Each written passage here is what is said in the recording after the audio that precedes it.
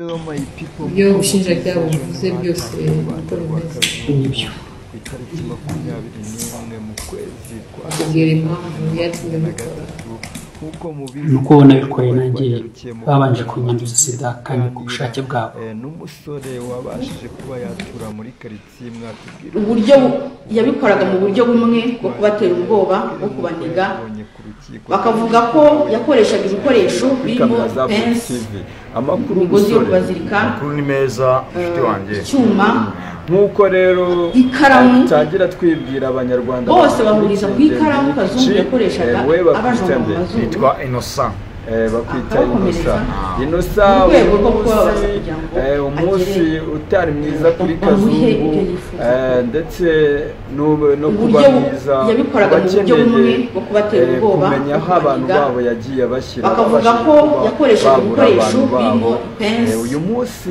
imigozi yo kubazirika uyu munsi ukuri kwagiye ahagaragara rwose ku bantu twiteze kugira ngo twumve neza ko bose bahuriza ku ikaramu Kazungu yakoreshaga abajomba mu mazuru kuvuga ko yabigenzaga byabayeho rwose abantu bategereje ariko nyine byakomeje kutubera ibibazo cyane kubera ko mu mitima yacu turacyabaye cyane Kazungu n'ibibazo yagira n'ibyo byose imbere y'ubugenzacyaha hari n'umubyeyi wari uri yemera ko iyi 12 ari y'abantu yishe ubwe yarize cyane kandi ko aravuga ati mbere y'uko acupa Imana izabikumembere nta kindi nagukorera Kazungu n'ubuzungu bwe abarasetse aratembaga munyamakuru umwe yavuze ati Kazungu wiseka aranga araseka we wa biriya bintu wabibonye gute hari n'ibindi byabonetse ubwo yari ari kuva mu modoka yashatse kurwana n'inzego zari zimufite mu maboko polisi aho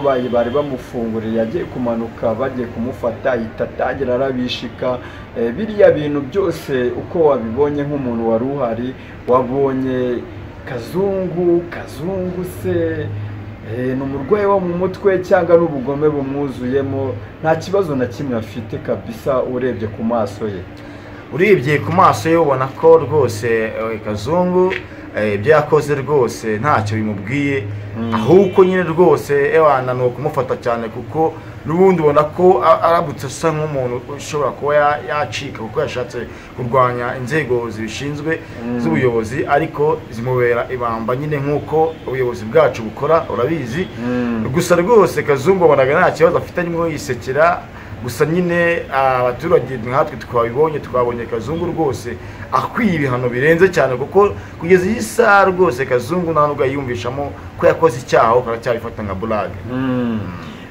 none uriya mubyeyi wabashije kuba yahamuka avuga ati Kazungu uriya mu mama we wabonye yagize ikintu cy'ihungabana kibona Kazungu ariko nta kundi byari kugenda rega iyo umuntu yagutwaye iwawe ukamubona urongera ukagira igihunga muri wowe ese uriya mubyeyi akeneye ubutabera kandi agomba no kububona koko uriya muntu wabashije kuba yahatwara ubuzima bw'abariya bose akabiryozwa kandi akahanwa by'intangarugero ese abaturage bakomeje kumusabira ibihano bitandukanye wowe nk'igihano wamusabira urebye n'ubugoma gifite mu isura ye urumva nk'igihano wamuha ari nk'ikihe igihano namuha njyewe ndi nk'umuyobozi ubishinzwe rwose Kazungu rwose ni ukugenda bakamurasira mu maso y'abantu kuko rwose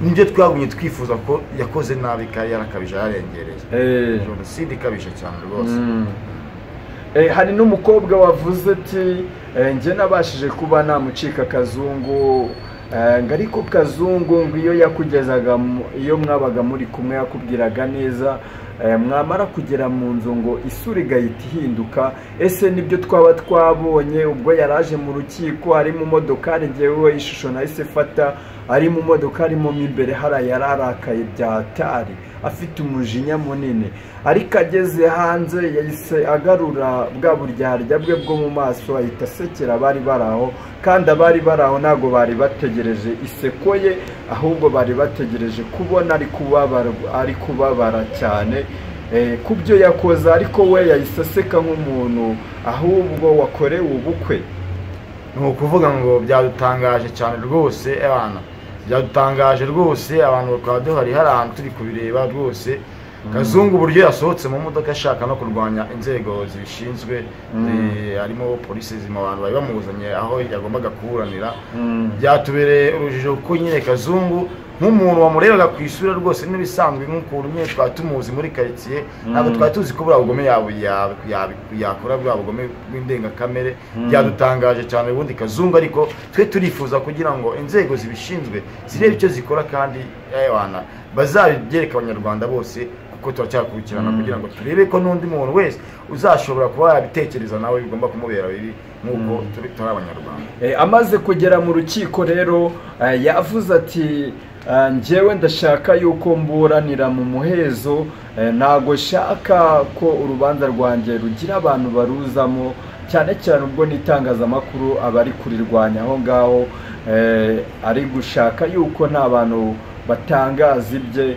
Ese kumushyira mu muhezo wowe urabona byaba ari byo cyangwa kumushyira mu ruhame nibyo byiza? Aya niba mushyire mu ruhame kuko yararengereye cyane, ibintu nkariya ntabwo bigoye kujya bijya mu bwisho, bigomba kujya ahagaragara kugira ngo n'undi muntu wese ubitekereza mu gihugu cy'u Rwanda arebereho rwose, bamuhane, ndetse n'ubitekereza nawe aho yaba aherereye hose amenye ko inzego ziri kubirwanya kandi zihari, umutekano ugomba kuboneka ku kibi n'ikiza.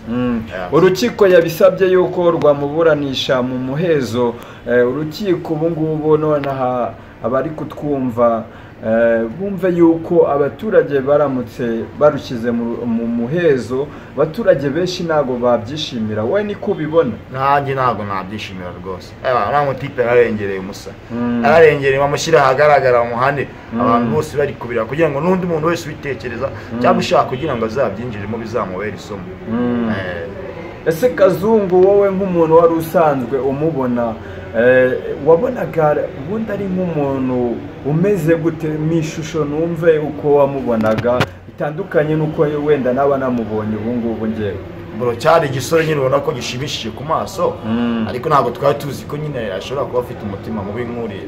Gusa se ntabwo wabonaga ko akurura n'abakobwa benshi cyane, nyine aribo yajyaga ajya kwica.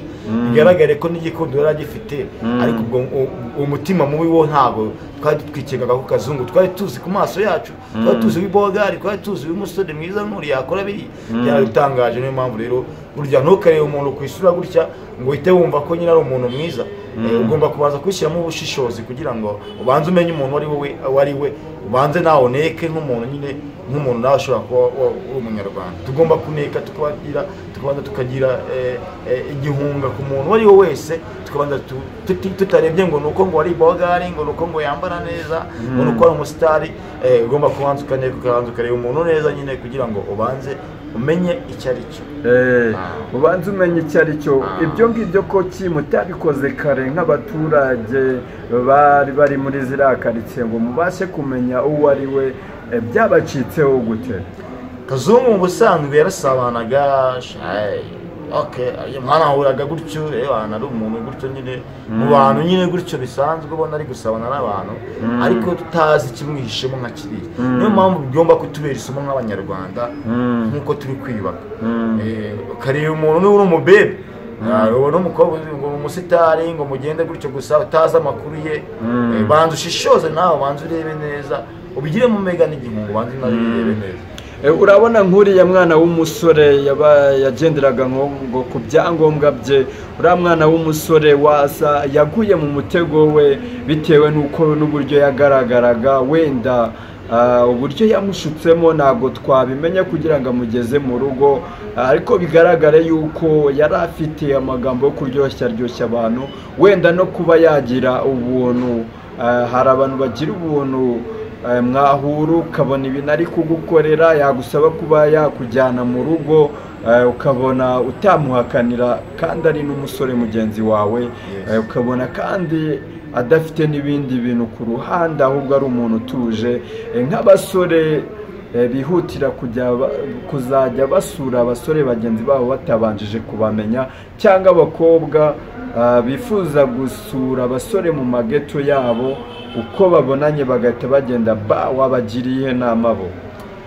nabagira inama yo kubanza kumenya umuntu basura uwo ari we, bakabanza bakamenya ese uyu muntu akora iki, uyu muntu mu busanzwe atuye hehe, ndetse banagera muri quartier bakabanza kujya kwishinganisha kuko erega nibyo kwicungira umutekano. Erega nubwo dufite nyine ubuyobozi bwacu bucungira umutekano, ariko ntabwo nyine bajya bagenda bakurikira umuntu agiye hose. Tugomba kubigiramo ubwenge natwe nk'abanyarwanda tugashishoza, menya ahantu ugiye hariho, nuhagera ubanze umenye umuyobozi w'umudugudu, umenye uw'isibo barahari, umenye ko utanga amakuru y'uko ugiye kurara aho hantu, kugira ngo niyo ejo haba ikibazo bazakurikirane bamenye ngo umuntu warayanga bimeze bite. Ngewe rero wihereyeho rwose byanteye ubwoba bro, nawe gawe rwose kukubwira uvuze ibintu byo kwishinganisha, babanze bajye ku mukuru w'umudugudu abandike mu gitabo. Ese nk'ubu ngubu duhure mu kabari ni nijoro, ni nko mu masaa 9 saa 7 cyangwa saa 6 aho ngaho, unjyanye muri ghetto ku kanya, ntago ni quartier ngiyemo cyacya, ntago mbashije guhita menya abashinzwe umutekano baho ngaho. Ese urumva hatarimo imbogamizi, urumva ibyo bintu byapfa guhita bikorwa ako kanya? Bro, iyi minsi tugezemo ntabwo ariyo kubura ubwenge waraye, sibyo? No kugerageza mu buryo bushoboka bwose tu. Njyewe rero ku giti cyanjye ahubwo ndumva ibyo bintu bitashoboka bitewe n'amasaha waba ugiye gusurira umuntu, ahubwo bakagombye gushaka systeme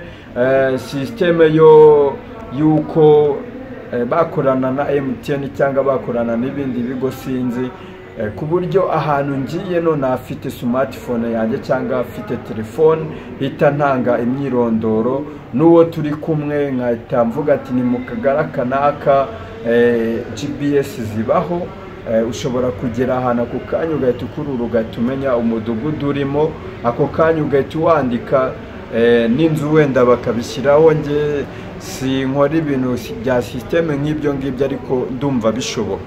Vuga ati igipangu ni iki ngiki ndayeho aha n'aha, abashinzwe umutekano bo muri iyo quartier nabo bagahita bakira message ku matelefone yabo.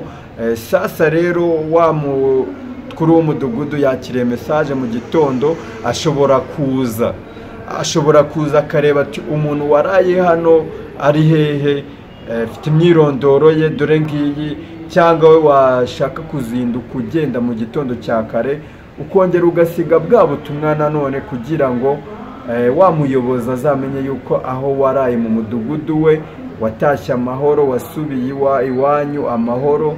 Ibyo bintu urumva ko ga systeme katabari keza. Rega iterambere turimo kwinjiramo bisaba ubwenge kandi bisaba n'ibitekerezo. Iyo systeme iriho urumva itafasha abantu cyane. Ni byiza rega kugenda twungurana ibitekerezo kuko turi abanyarwanda kandi bafite icyerekezo kizima.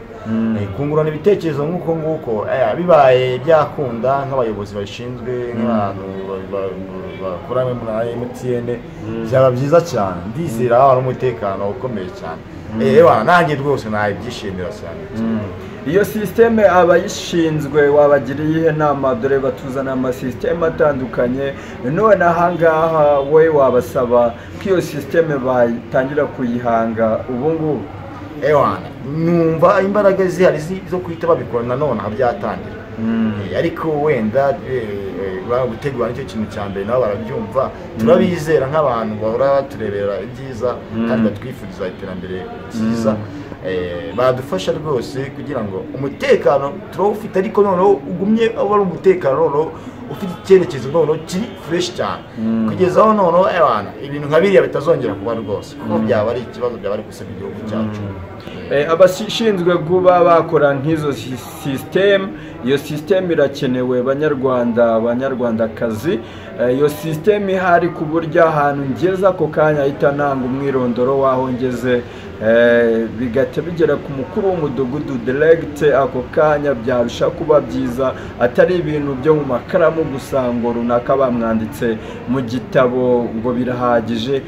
Habayeho nk'ako ga systeme, nta muntu utakwirindira umutekano we bitewe n'aho waba ugiye utizeye, cyane cyane nk'indangamirwa. Murabizi ko barara aho babonye, nk'uko nguko kose ari nako biviramo ibibazo bimwe na bimwe, ariko iyo sisiteme ibayeho byaba ari byiza. Abanyabyaha nk'abo ngabo ntabwo bazongera kuzajya bahohotera abantu uko biboneye, byarushaho kuba byiza cyane. Muntu wanjye umaze kuba umukunzi wa Boot TV kandi umaze kuba umunyamuryango umwe wo kuri Boot TV, nk'umuntu wari uri hariya kuri teri nyine wadusobanuriye uburyo wabonyemo Kazungu. Se mu rukiko wabonaga Kazungu ameze gute yicaye mu rukiko bari kumubaza? Nyine nawe urabizi cyaha kiraryana bro, cyaha kiraryana cyane rwose. Wabonaga ko nawe witekerezagaho akahita abona ko nyine umutima umuriye, akoshaka kongera kwifata, ariko akabona ko nawe ibyo yakoze bitari ngombwa kugira ngo abikore. Ariko nyine ibyo yakoze ntabibyuzwe, ibyo yakoze ntabibyuzwe. Yakoze igikorwa kitari cyiza cyane. Ikindi nakongeraho wenda ku banyamuryango bandi, abanyarwanda bacu twese, agacupa rwose mu tubari bamenye ko akenshi n'ubundi niho aviramo n'ibindi bintu bibi cyane. Banywe mu rugero kandi bamenye baba bari gusangira bari bose. Nibyo nabwira abajene rwose bajya bajya kuryoshya, nanjye ndimo, ariko mureke tugerageze dukunde ubuzima bwacu kurenza uko twakunda ibiyobyabwenge.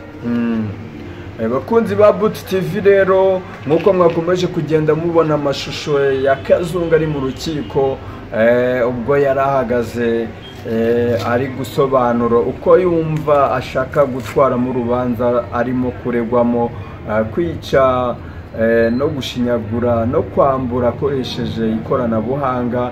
Ibyo byose ni ibirego ari kuregwa, ariko akaba yavuze ati njyewe shaka kuburanira mu muhezo. Ese mu muhezo urumva ari byo cyangwa urabyumva gute? Muri comment ndagusabye please andika ibitekerezo byawe. Iyo byanditse muri comment hari abo bigeraho kandi bikabakora ku mutima.